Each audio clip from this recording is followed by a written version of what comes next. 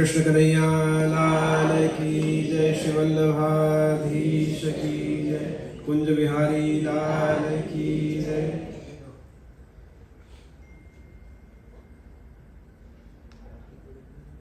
कस्तूरी तिलकम ललाटपटले वक्षस्थले कौस्तुभम, नासाग्रे वरमुक्तिकं करतले वेणुकरे कंकणम, सर्वांगे हरिचंदनम सुललितं कंठे च मुक्तावली, गोपस्त्री परिवेष्टितो विजयते गोपालचूडामणि। अस्ति स्वस्तरुणी कराग्र विगलक कल्प प्रसूनाप्लुतम, वस्तु प्रस्तुत वेणुनाद लहरी निर्वाण निर्व्याकुलम, स्त्रस्तस्त्रस्तनिबद्धनी निविलसत् गोपी सहस्रावृतम, हस्तन्यस्तनतापवर्गमखिलोदारं किशोराकृति। आभीरनारे नयनोत्सवाय वृंदावनीय नर्तकाय, पूर्णेन्दुरासोत्सव मंगलाय श्री कल्याणरायाय नमो कराय। नाश्रितो वल्लभाधीशो न चतुष्टासुबोधिनी, नराधे राधिकानाथो वृथा तज्जन्मभूतले। विराजमान अपना सौना प्रिय एवा श्री गोवर्धनधर प्रभु, श्री कल्याणराय प्रभु,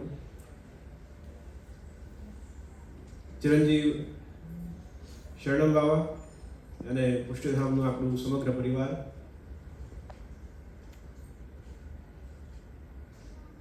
ક્યાંક પ્રભુના દર્શનમાં આવીએ છે, દર્શનમાં આવી તો સૌથી પહેલા ક્યાં નજર જાય છે? ઘણા બધા લોકો પ્રભુના ચરણ તરફ દૃષ્ટિ કરતા હશે, ઘણા બધા મુખારવિંદનું દર્શન કરતા હશે, ઘણા બધા શું આભરણ વસ્ત્ર ધર્યા છે એનું દર્શન કરતા હશે, ઘણા કયા સાજ છે, કેવો રંગ છે, કયો કલર કોમ્બિનેશન છે એના દર્શન કરતા હશે, ઘણા ક્યાંક મનોરથ છે તો એ મનોરથની શું સજાવટ છે એના પહેલા દર્શન કરતા હશે। આજે સુંદર આમ ઠાકોરજી આરોગી રહ્યા છે, કોઈ સૌથી પહેલા આવી અને આમ કેરીઓ જોતા હશે, ક્યાંક કોઈ મંદિરમાં આવી અને પહેલા ગરમીનો અનુભવ કરતા હશે, ક્યાંક કોઈ પહેલા આવી અને કોણ કોણ આવ્યું છે એનો અનુભવ કરતા હશે, ક્યાંક કોઈ આવી અને સુંદર કીર્તન ચાલતા હોય અને કીર્તનનો આનંદ લેતા હશે। આપણા બધાના અનુભવ અલગ અલગ છે અને અલગ અલગ અનુભવથી આપણે શ્રી પ્રભુને જોઈએ છીએ। कोई प्रभु ने प्रेम भाव से दर्शन करे छे के मारा सर्वस्व श्री प्रभु छे, कोई बाल भाव थी ठाकुर जी ना दर्शन करे के मारा बाळक छे, कोई गोवर्धनधारी श्री ठाकुर जी ना दर्शन करे, अलग अलग आपना रूपना कोई दर्शन करे छे। दर्शन જ્યારે આપણે ઠાકોરજી ના કરીએ છીએ ત્યારે સૌથી પહેલા જ્યારે પણ પ્રવેશ કરીએ, મંદિર એક એવું સ્થાન છે કે જ્યાં નિજ મંદિર, જ્યાં અક્ષર પુરુષોત્તમ પૂર્ણ પુરુષોત્તમનું સ્થાન છે। એટલા જ માટે મંદિર કે જ્યાં સૌથી મૂળ સ્થાન આપણા શરીરનો કયો છે કે જ્યાં આપણે બધા જ ભાવ લઈને ચાલતા હોઈએ છીએ તો એ આપણું મન છે। અને જે સ્થાન પર પૂર્ણ રૂપે એ પુરુષોત્તમ બિરાજતા હોય પ્રગટ સ્વરૂપે એ મંદિર છે। જ્યારે મંદિરમાં પ્રવેશ કરીએ ત્યારે વિશેષ કરીને ધ્યાન રાખવું કે કોઈનાથી બોલ્યા વગર, મૌન ધારણ કરી, આજુબાજુ જોયા વગર સૌથી પહેલા મંદિરે શેના માટે આવ્યા છે? તો ઠાકોરજીના દર્શન માટે આવ્યા છે। સોશિયલાઇઝ કરવું હશે, મળવું હશે, ચર્ચાઓ વિચારણાઓ કરવી હશે તો એના માટે ઘણા બધા સ્થાન છે, પણ મંદિરમાં કેમ આવ્યા? તો પ્રભુના દર્શન કરવા આવ્યા છે।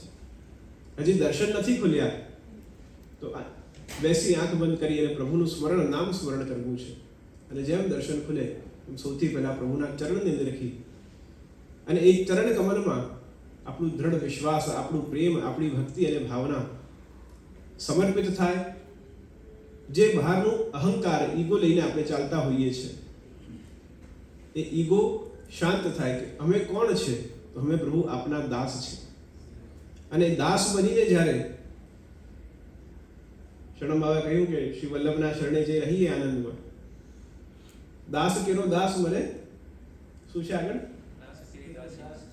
પ્રભુ જાણો અમે માંગું એટલું શ્રી વલ્લભના શરણે જઈ રહી આનંદ. જ્યારે પ્રભુના દાસ છે, વર્તાસક ચતુશ્લોકી અહમ હરે તવ પાદૈક મૂલમ દાસાનો દાસો ભરતાસ્મી ભૂયા મનસ્મરેતામ સુપુત્ર ગુણાસ્મી ગૃણીતિ વા કર્મ કરો તું કાય. તો દાસાનું દાસ બની આપણે પ્રભુના સાનિધ્યમાં આવું છે. એટલા જ માટે આપણે કેમ બૂટ ચંપલ મોજા બહાર ખોલીને આવીએ છીએ કે જે બહારની મલિનતા છે એ મલિનતા બહાર રહે અને અંદર પવિત્રતાથી આપણે પ્રવેશ કરીએ. એ જ પ્રકારથી જ્યારે એ પવિત્રતાથી આપણે અંદર પ્રવેશ કરીએ છીએ તો આપણું મન, આપણી વાણી અને આપણું સ્વભાવ એ પણ પવિત્ર બની જેના માટે આવ્યા છે સૌથી પહેલા કાર્ય એ કરીએ. કોઈક રેસ્ટોરન્ટમાં આપ જાઓ અને બહાર જઈને આપ અડધો કલાક બેસો, વાત કરો, વિચારો, સોશિયલાઇઝ કરો અને પછી આપ એનું મેન્યુ જોઈને ઓર્ડર કરો, એવું નથી. આપ પહેલાથી શેના માટે આવ્યા છો? તો આપ બહાર જે કાર્ય માટે ગયા હો એ કાર્ય સૌથી પહેલા આપ કરો છો.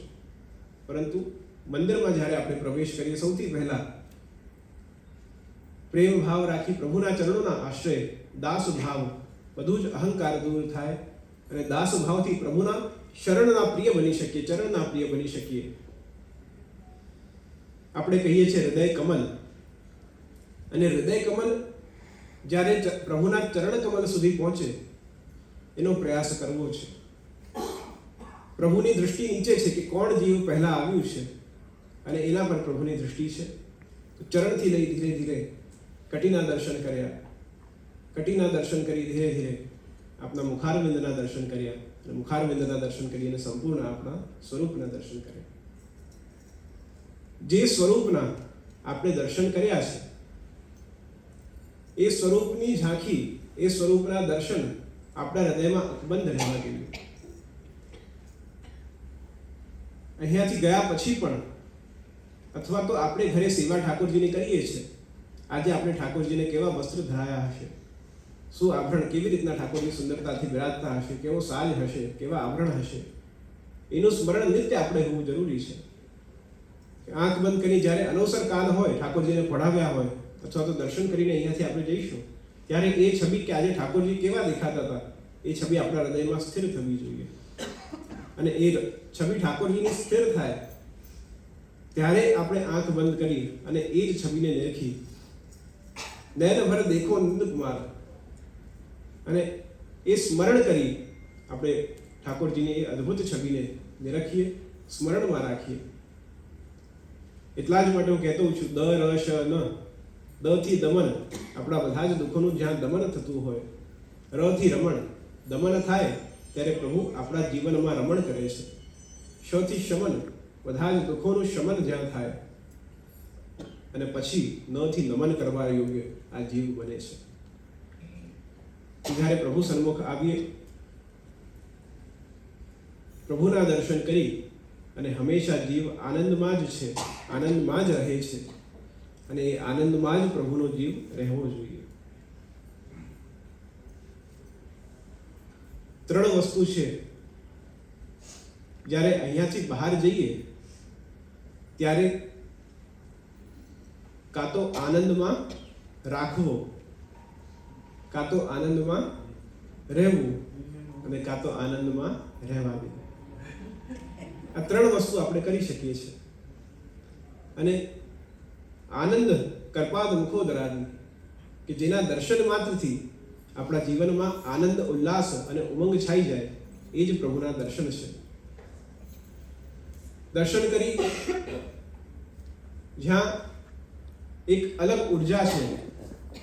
એટલા જ માટે મંદિરનું જ્યારે નિર્માણ થાય ત્યારે યંત્રાત્મક રૂપે, જેમ યંત્ર કેવું હોય કે જ્યાં પોઝિટિવ ઉર્જા જ્યાં એકત્રિત થતી હોય છે, તો જ્યાં પૂર્ણ પુરુષોત્તમ શ્રી પ્રભુ બિરાજતા હોય ત્યાં જેમ યંત્ર હોય અને એ યંત્રના આ પ્રકારે અને દરેક યંત્રના જુદા મંત્ર હોય છે અને જ્યારે એ મંત્ર કહીએ છીએ, મંત્ર ઉચ્ચારણ કરીએ છીએ ત્યારે પછી એ યંત્રનો અસર થાય છે. આજના યુગમાં આપણું યંત્ર શું છે? તો આપણા મોબાઈલ ફોન્સ છે. અને આપણે જે નંબર નાખીએ છીએ એમાં એનો મંત્ર છે. તો ઇઝીલી સમજવું હોય તો મોબાઈલ ડિવાઇસ એ યંત્ર છે, આપણે એમાં જે નાખીએ છીએ નંબર એ એના મંત્ર છે. અને જ્યારે એ યંત્રમાં મંત્ર નાખીએ ત્યારે સંપર્ક થાય છે.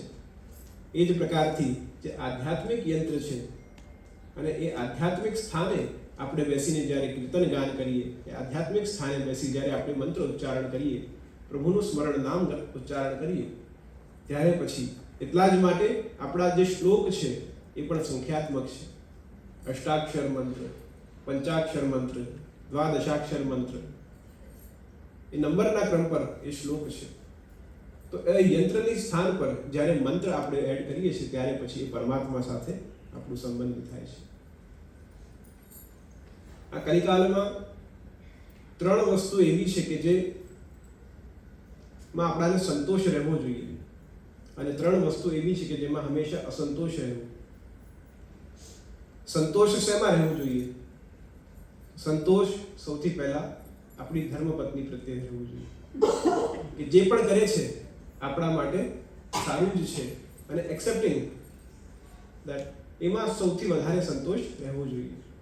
બીજું સંતોષ આપણા ભોજનમાં, જે પણ આપણે ગ્રહણ કરીએ છીએ એમાં સેટિસ્ફેક્શન પ્રાપ્ત કરવું જરૂરી છે.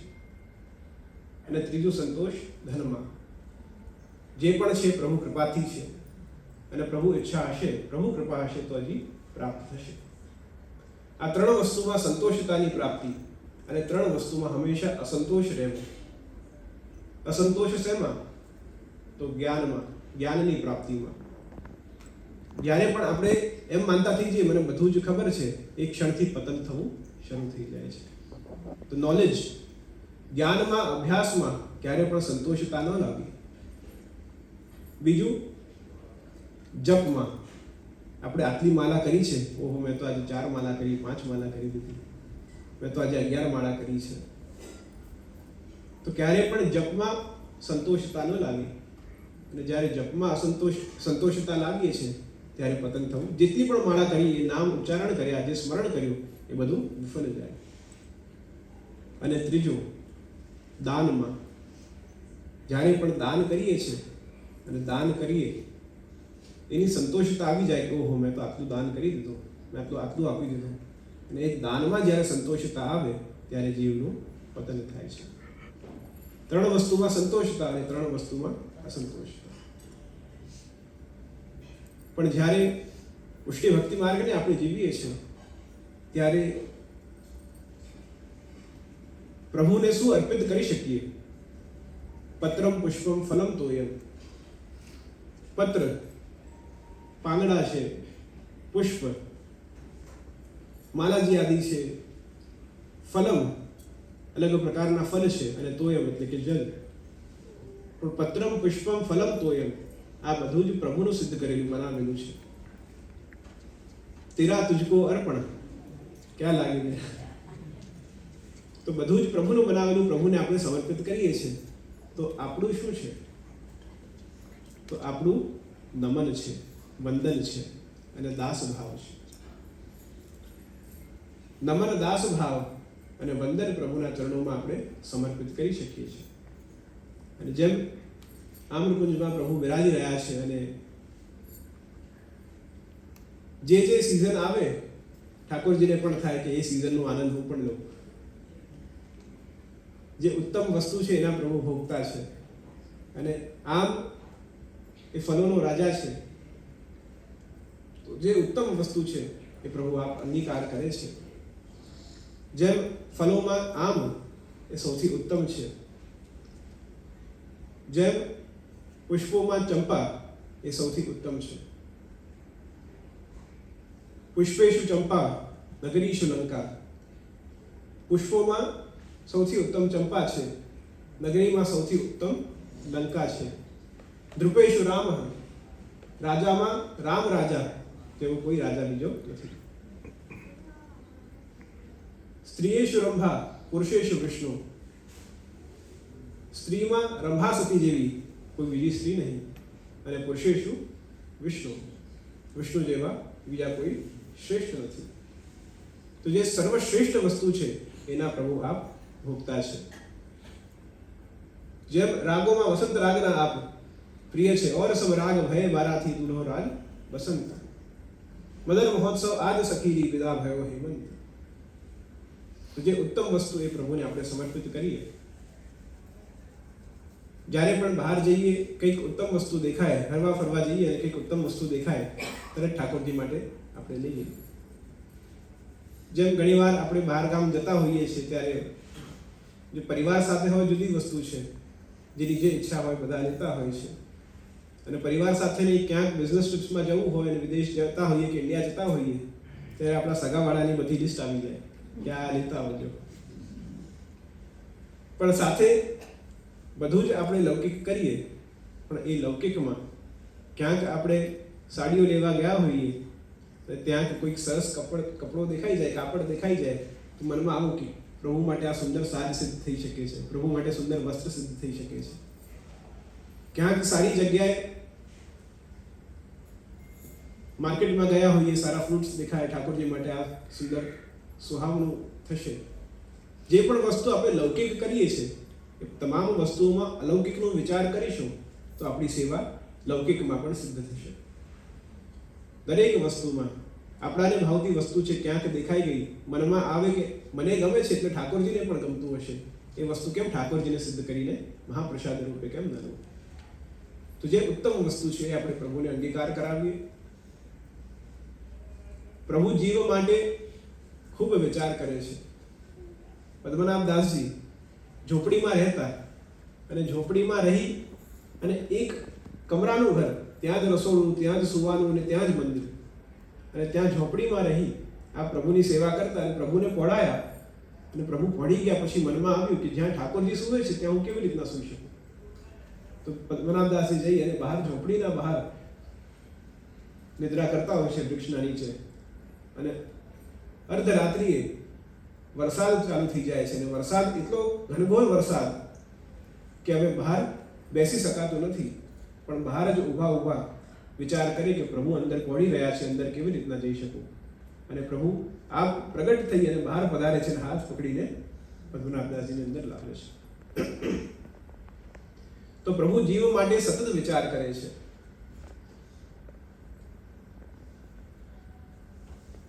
ઝારીજીનો પણ પ્રસંગ કે જ્યાં એ જલના કારણે એ ડોકરી પ્રાણ છૂટી જાય એવી પરિસ્થિતિ હતી, અને ત્યાં પ્રભુની ઝારીજી તો બીજી આવશે, પણ જીવના પ્રાણ વધારે મહત્વના છે. શ્રી ગોસાઈજીના નેત્રમાં આપને દુખવા લાગ્યું. કેમ? કે મારો જીવને ક્યાંક કષ્ટ થયો છે. તો જ્યાં જ્યાં જીવને કષ્ટ થાય છે, જીવની ચિંતા પ્રભુ આપ સ્વયં કરે છે, ગુરુજન આપ સ્વયં કરે છે. અને એ ચિંતા ગુરુને થાય, પ્રભુને થાય, અને જીવ શું પ્રદાન કરી શકે સામે? પ્રભુ અને ગુરુને ચિંતા થાય છે જીવની, પણ જીવ શું પ્રદાન કરી શકે? તો જીવ જે ઉત્તમ વસ્તુ છે, જે પ્રભુને સુખ આપતી વસ્તુઓ છે, એ સમર્પિત કરી શકે છે. ગુરુને સૌથી વધારે કષ્ટ ક્યારે થાય? કે જ્યારે એક જીવના કારણે બીજા જીવનું મન દુખાય. श्री वल्लभ सृष्टि समाज संग मिल जीवन को फल पाइए, याही ते रसिक कहाइए. श्री वल्लभ प्रभु करुणा सागर जगत उजागर गाइए. श्री वल्लभની સૃષ્ટિ છે અને આ વૈષ્ણવ સૃષ્ટિ સમાજ સંગ મિલ જીવન को फल पाइए. આપણા જીવનનું બધાનું હેતુ જુદું હશે, જીવનનું બધાના કામનાઓ જુદી હશે, અપેક્ષાઓ જુદી હશે, પરિસ્થિતિઓ જુદી હશે, પરંતુ જીવનનું મૂળ ફલ પ્રત્યેક વૈષ્ણવનું શું હોવું જોઈએ? કે પ્રભુની પ્રાપ્તિ આ જીવનમાં થઈ શકે.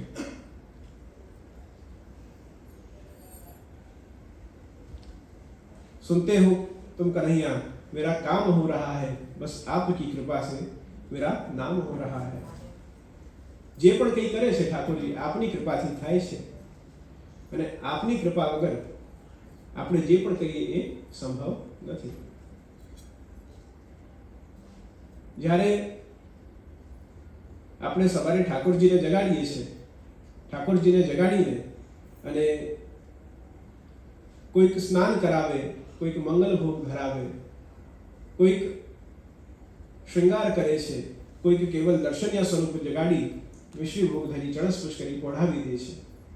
આપણા બધાની સેવા પદ્ધતિ જુદી છે, આપણા બધાની આરાધના પદ્ધતિ જુદી છે, આપણા બધાની અર્ચના પદ્ધતિ, વંદના પદ્ધતિ, ભાવ જુદા છે, પણ લક્ષ્ય આપણું એક છે.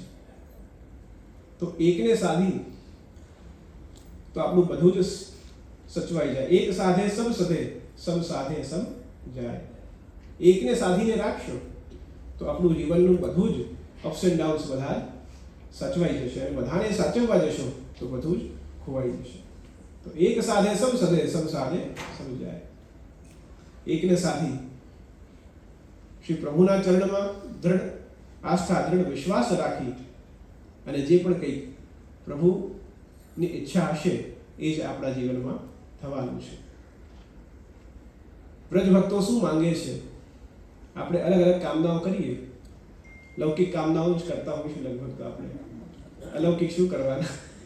પણ આપણી પરિસ્થિતિ અને આપણું સ્વભાવ કેવું હોવું જોઈએ કે પ્રભુના સન્મુખ આવીએ, પ્રભુ પણ લગભગ ઘણી વાર તો તૈયાર જ બિરાજમાન હોય કે હવે શું માંગવા આવ્યો છે. પણ જ્યારે પણ પ્રભુ સન્મુખ આપણે હોઈએ તો હંમેશા વ્રજ ભક્તો જેવો ભાવ માંગવો કે શું માંગી શકાય. તો એક તો પ્રભુ આપને સ્વયં માંગી શકાય, પ્રભુની કૃપા માંગી શકાય કે આપની કૃપાથી જીવ ક્યાંક ભટકી ન જાય, આપની કૃપાથી સેવામાં વૃદ્ધિ થઈ શકે, આપની કૃપાથી હમણાં પરિસ્થિતિ નથી આપની સેવા કરી શકું, પણ આપની કૃપા હોય અને બધી પરિસ્થિતિઓ સચવાઈ જાય અને આનંદ રૂપે આપની સેવા થાય. આપની અંશકડીની સેવા મને પ્રારંભ કરવી છે, પણ પરિસ્થિતિ નથી, આપની કૃપાથી આપ કૃપા કરો તો એવી પરિસ્થિતિ મારી પૂર્ણ થાય.